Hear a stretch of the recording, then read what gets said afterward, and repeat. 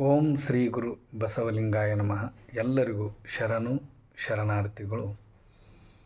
ಈ ದಿನ ನಾನು ಒಂದು ಪ್ರಾಮಾಣಿಕತೆ ವಿಷಯ ಬಗ್ಗೆ ನೆನಪಾದ ಸಂಗತಿಯನ್ನು ಹೇಳ್ತೀನಿ. ನಿನ್ನೆ ಪ್ರಜಾವಾಣಿ ದಿನಪತ್ರಿಕೆಯನ್ನು ಓದಿದಾಗ 50,000 ರೂಪಾಯಿಗಳನ್ನು ಪೊಲೀಸ್ ಸ್ಟೇಷನ್ಗೆ ಮರಳಿಸಿದ ಕ್ಷೌರಿಕ ಹನುಮಂತ ಅಂಥೇಳಿ ಪ್ರಜಾವಾಣಿ ಪೇಪರ್ದೊಳಗೆ ಓದಿದ್ದೆ. ಇದು ಕಲಾದಗಿ ಸಮೀಪ ಹಂದಿಗುಂದ ಗ್ರಾಮದಲ್ಲಿ ನಡೆದಿರ್ತಕ್ಕಂಥ ಒಂದು ಘಟನೆ. ಈ ಘಟನೆಯನ್ನು ಓದಿದ ಕೂಡಲೇ ನನಗೆ ಭಾಳ ಖುಷಿ ಅನ್ನಿಸ್ತು. ಯಾಕಂತಂದ್ರೆ ಒಬ್ಬ ದಿನಗೂಲಿ ಮಾಡ್ತಿರ್ತಕ್ಕಂಥ ಒಬ್ಬ ಕಾರ್ಮಿಕ ಅಥವಾ ಸ್ವಂತ ಉದ್ಯೋಗವನ್ನು ಮಾಡಿರ್ತಕ್ಕಂಥ ಒಬ್ಬ ಕ್ಷೌರಿಕ ಅಂಗಡಿ ಮಾಲೀಕ ತನಗೆ ಸಿಕ್ಕಿರ್ತಕ್ಕಂಥ 50,000 ರೂಪಾಯಿಗಳನ್ನು ಅದರ ಮಾಲೀಕರಿಗೆ ಮುಟ್ಟಿಸ್ರಿ ಅಂಥೇಳಿ ಪೊಲೀಸ್ ಸ್ಟೇಷನ್ ಕೊಡ್ತಾನಂತಂದ್ರೆ ನಿಜವಾಗಿಯೂ ಆ ಬಡವನ ಒಂದು ವ್ಯಕ್ತಿತ್ವ ಬಹಳಷ್ಟು ದೊಡ್ಡದು. ಈ ವಾಟ್ಸಪ್ ಹಾಕಿದ ಕೂಡಲೇ ನನ್ನ ಪರಿಚಿತರು ಇನ್ನೊಬ್ಬರ ವಾಟ್ಸಪ್ ನೋಡಿ ಏನು ಮಾಡ್ಯಾರ ಅಂತಂದ್ರೆ, ಅವರು ನೇಸರಿಗೆ ಒಳಗೆ ಕ್ಷೌರಿಕ ಅಂಗಡಿಯನ್ನು ಇಟ್ಕೊಂಡಿದ್ದರು. ಸರ್, ನಮ್ಮ ಅಂಗಡಿಯಲ್ಲಿ 6 ಲಕ್ಷ ರೂಪಾಯಿಗಳನ್ನು ಬಿಟ್ಟು ಹೋಗಿದ್ದರು. ಅದನ್ನು ಅವರಿಗೆ ನಾನು ಸಾಯಂಕಾಲ ತಲುಪಿಸಿದೆ ಅಂಥೇಳಿ ಅದನ್ನು ನನಗೆ ಮೆಸೇಜ್ ಹಾಕಿದರು. ಅವ್ರ ಹೆಸರು ಏನಪ್ಪ ಅಂತಂದ್ರೆ, ಅವರು ಮಾಂತೇಶ್ ಹಡಪದ್ ಅಂತೇಳಿ. ಅಲ್ಲೇ ಕ್ಷೌರಿಕ ಹನುಮಂತ, ಇಲ್ಲಿ ಮಾಂತೇಶ್ ಹಡಪದ. ಇವರಿಬ್ಬರು ಪ್ರಾಮಾಣಿಕತೆಯನ್ನು ನೋಡಿದ ಕೂಡಲೇ ನನಗೆ ನೆನಪಾದ ಸಂಗತಿ ಏನಪ್ಪ ಅಂತಂದ್ರೆ, 12ನೇ ಶತಮಾನದ ಬಸವಾದಿ ಶರಣರ ಆಪ್ತ ಕಾರ್ಯದರ್ಶಿ ಆಗಿರ್ತಕ್ಕಂಥ ಹಡಪದ ಅಪ್ಪನವರು. ಅಂದ್ರೆ ಇಷ್ಟೊಂದು ಪ್ರಾಮಾಣಿಕವಾಗಿರ್ತಕ್ಕಂಥ ಹಡಪದ ಅಪ್ಪನವರು ಬಸವಣ್ಣವರು ಆಪ್ತ ಸಹಾಯಕರನ್ನಾಗಿ ಮಾಡ್ಕೊಂಡಿದ್ದರು. ಆದ್ದರಿಂದ ಇಂತಹ ಪ್ರಾಮಾಣಿಕ ವ್ಯಕ್ತಿಗಳು 12ನೇ ಶತಮಾನದೊಳಗೆ ಎಲ್ಲ ಸಮಾಜದೊಳಗಿದ್ದರು, ಎಲ್ಲ ಕಾಯಕದೊಳಗಿದ್ದರು.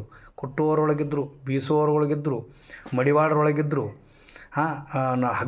ಹಗ್ಗ ಮಾಡೋರಲ್ಲಿದ್ದರು, ನೂಲು ತೆಗೆಯೋರಲ್ಲಿದ್ದರು. ಈ ರೀತಿಯಾಗಿದ್ದಾಗ ಅಂಥ ಎಲ್ಲ ಮಹಾತ್ಮರ ಕೂಡಿಕಾರ ಸರ್ವ ಜನಾಂಗದ ಶಾಂತಿಯ ತೋಟ ಅನುಭವ ಮಂಟಪ ಆಗಿತ್ತು.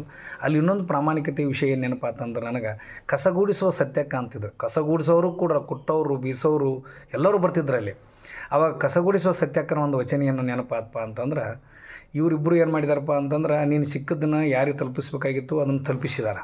ಆದರೆ 12ನೇ ಶತಮಾನದಾಗ ಇದಕ್ಕೂ ಮುಂದೆ ಹೋಗಿ ಹೆಂಗಿದ್ದಂತಂದ್ರೆ, ಕಸಗೂಡಿಸುವ ಸತ್ಯಕ್ಕನ ಪ್ರಾಮಾಣಿಕತೆ ಒಂದು ವಚನ ನೆನಪಾಗಿ ಬಿಡ್ತದೆ. ನಾನು ಏನು ಹೇಳ್ತಾಳಂದ್ರೆ, ಏನು ಹೇಳ್ತಾರಂತಂದ್ರೆ ಕಸಗೂಡಿಸುವ ಸತ್ಯಕ್ಕ ಶರಣಿಯವರು, ಲಂಚ ವಂಚನೆಗೆ ಕೈಯಾನದ ಭಾಷೆ, ಬಟ್ಟೆಯಲ್ಲಿ ಹೊನ್ನು ವಸ್ತ್ರ ಬಿದ್ದಿದ್ದಡೆ, ಕೈ ಮುಟ್ಟಿ ಎತ್ತಿದನಾದಡೆ, ನಿಮ್ಮಾನೆ ನಿಮ್ಮ ಪ್ರಮತರಾನೆ, ಅದೇನು ಕಾರಣವೆಂದರೆ ನೀವಿಕ್ಕಿದ ಭಿಕ್ಷೆಯ ಲಿಪ್ಪೆನಾಗಿ, ಅಳಿಮನವ ಮಾಡಿ ಪರದ್ರವ್ಯಕ್ಕೆ ಆಶೆ ಮಾಡಿದನಾದಡೆ, ನೀನಾಗಲ ಎನ್ನ ನರಕದ ಲದ್ದಿ ನೀನೆದ್ದು ಹೋಗ ಶಂಭು ಜಕ್ಕೇಶ್ವರ ಅಂತ ಹೇಳ್ತಾರೆ.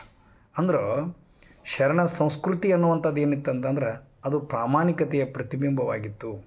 ಭಾರತದ ದೇಶದೊಳಗೆ ಸಂತರು, ಶರಣರು, ಮಹಾತ್ಮರು, ಅನೇಕ ಪ್ರವಾದಿಗಳು ಆಗಿ ಹೋಗಿದ್ದಾರೆ, ದಾರ್ಶನಿಕರಾಗಿ ಹೋಗಿದ್ದಾರೆ.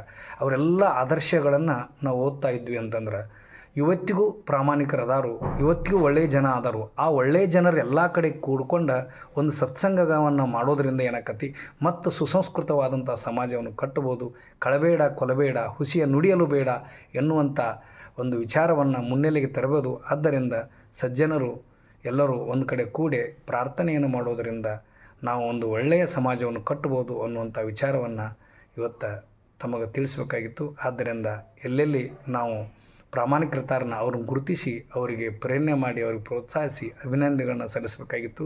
ಇವತ್ತು ಅದ ಕ್ಷೌರಿಕ ಹನುಮಂತ ಹಾಗೂ ಮಾಂತೇಶ್ ಹಡಪದ್ ಇವರು ಈ ವಚನವನ್ನು ನನಗೆ ಹೇಳಲಿಕ್ಕೆ ಪ್ರೇರಣೆ ಆಯಿತು. ಅವ್ರ ಪ್ರಾಮಾಣಿಕತೆ ಈ ಕಸಗೂಡಿಸುವ ಸತ್ಯಕ್ಕನವ್ರ ವಚನ ಹೇಳಲಿಕ್ಕೆ ಅನುಕೂಲ ಆಯ್ತು ಅಂಥೇಳಿ ತಮ್ಮ ಮುಂದೆ ಹೇಳಲಿಕ್ಕೆ ಇಚ್ಛಾಪಡ್ತೀನಿ. ಎಲ್ಲರಿಗೂ ಶರಣಾರ್ಥಿಗಳು.